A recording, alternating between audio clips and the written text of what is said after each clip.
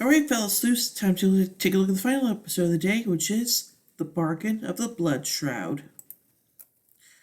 Bess lays on the family's couch, crying while Ace lays on the floor attempt to console her. She's depressed over exile for the Marvin family. Ace receives a text that Nancy needs him at the Claw, but Bess is too depressed to get off the couch, so he leaves without her. Meanwhile, Odette stands in the front of the bedroom, mere annoyed by the new day. She turns to see Nick and asks him what he wants, calling him Nicholas. He was wondering when they might meet, but she just wants him to go away. She permits him to leave as she lays back down in bed, trying to go back to sleep. Her phone buzzes with Nancy's call, and annoyed Nick demands Odette to speak with him. George takes control back of her body and sits up, confused as to why he's out of bed. He explains that they had a visit from Odette before she answers a call from Nancy, and when she panics because someone stole the shroud. George tells Nick that someone stole the shroud. Nancy recaps what she thinks happened. An experienced thief with a short attention span broke into the lockers. Nancy asks if anything else is missing, and he solemnly admits that a banana cream pie was taken. Nick wonders who else knew about the shroud, and soon the people there. They told her the Drew crew. George and Nick didn't say anything, and everyone gives the guilty Ace a pointed look. They sit in a booth where he admits that he told Amanda about the shroud, claiming that something about her opens him up. Nick thinks Gil stole the shroud and is selling it, but he's insistent that Amanda wouldn't betray his confidence. They go to the trailer park where Gil and Amanda live and catch him taking out the trash.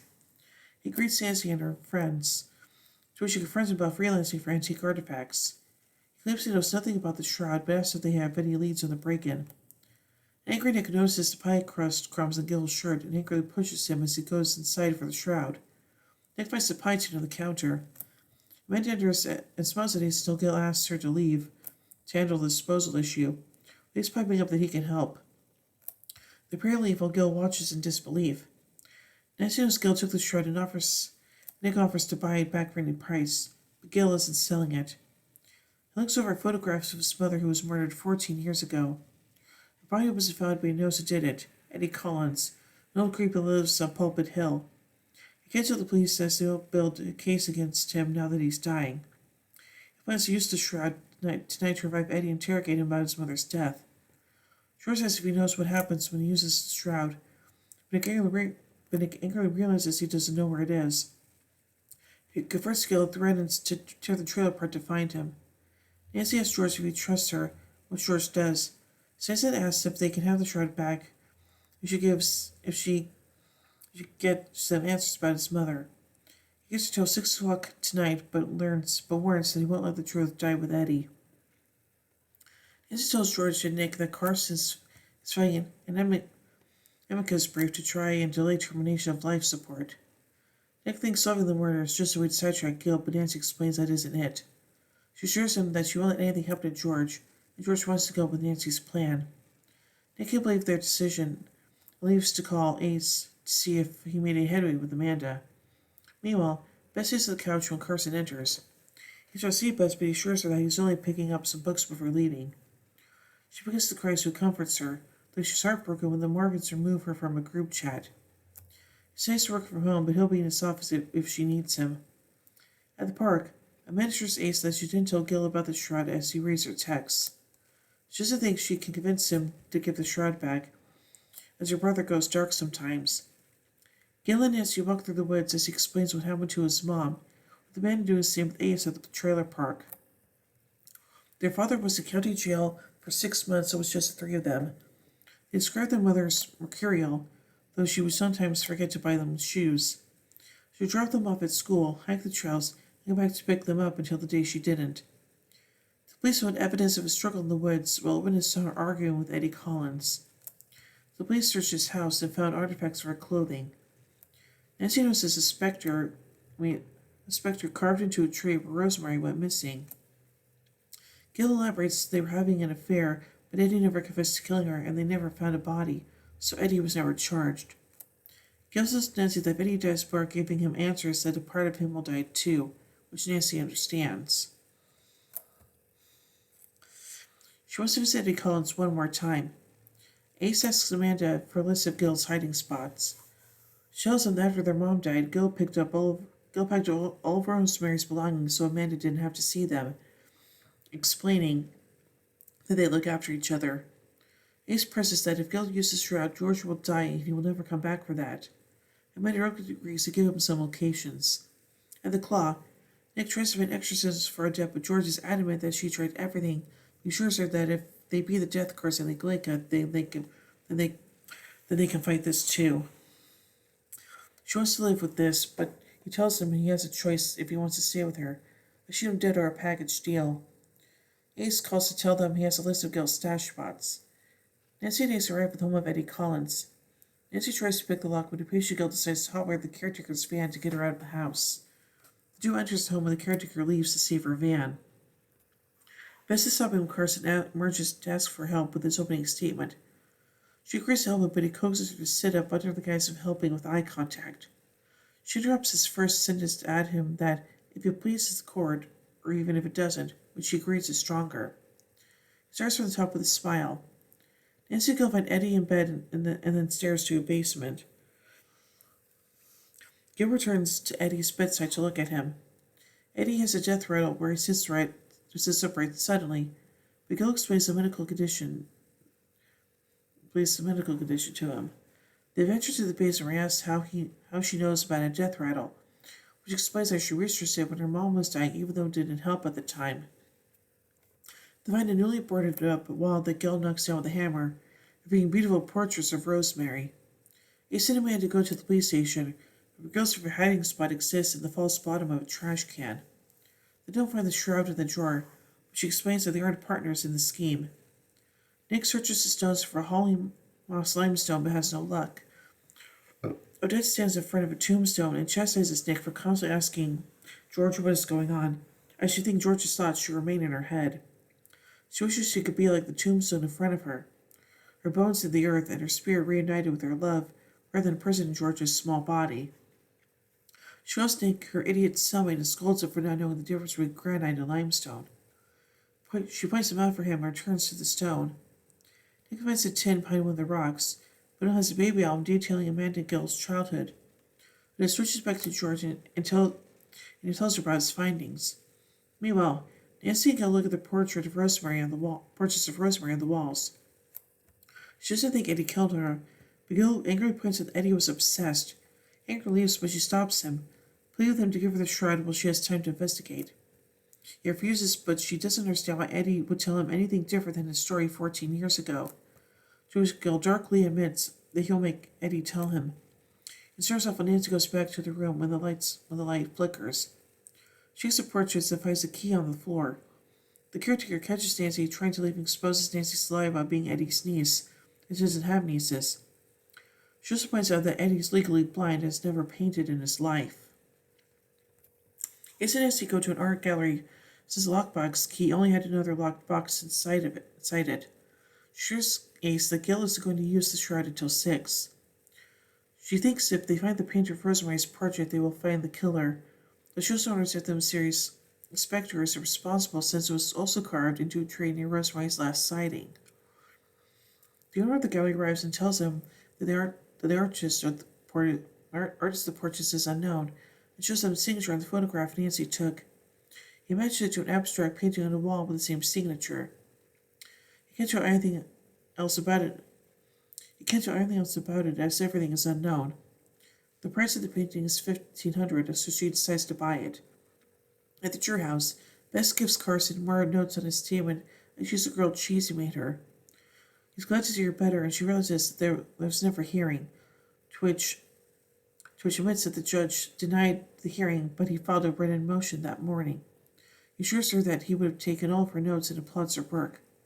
He's trying to give her something else to think about, though he understands that things can be overwhelming. She asks how he's doing, to which he reveals that he's scared but also freed.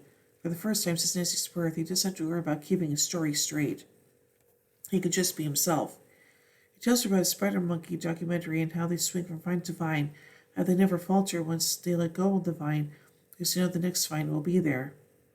He tells her the next vine will be there and just have faith. At the Claw, Bess, Nancy, and the Drew crew examine the painting. The numbers 5962 seem familiar to George, and Nick points out that the numbers were in Gil and Amanda's baby book.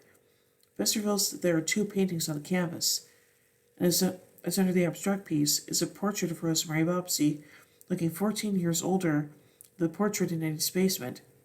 Carson calls Nancy to tell her the judge denied the motion, and Nancy tells the Druker that Eddie Collins just died. Gil breaks into Eddie Collins' house and is confronted by Nancy, who stops him from using the shroud. She tells him that Eddie Collins didn't kill Rosemary, and the painter self portraits of 5962 being Gil and Amanda's birth weights and her signature. She tells Gil that Rosemary is still alive as Gil puts back a blanket to find pillows. She explains his body was on the way to a morgue. Amanda appears to tell Gil that she believes Nancy. Amanda emotionally reveals that her mother is being treated for psychiatric delusions and thought she was being hunted by a monster, a burning thing.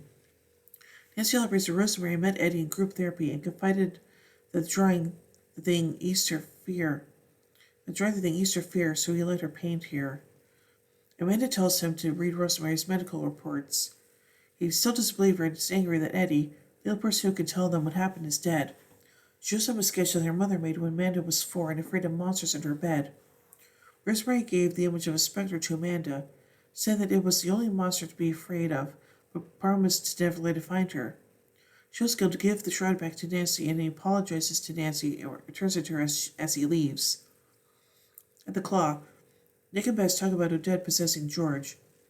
He opens about how mean Odette is and that things are going to be more complicated. He doesn't know who's going to bed with that night, or waking up in the middle of the morning, not to mention in between when they may have sex. Most of the ground was with Odette, a schedule, or full-time solitary confinement. Unbeknownst to them, Odette eavesdropped on a conversation from the office. She sends a letter from English lover. Bess and Nick check on George to find that it was empty, the window open, George's belongings still there. Laptop open to title charts to ensure there wasn't water to break or fall. Odette stands at the bluffs looking down at the water. Nick and Bess find Odette at the cliffs, but she doesn't want to speak with Nick as she heard his rules and doesn't want to be confined. Bess tries to appeal to Odette by sympathizing with losing her true love and the reason to get up in the morning.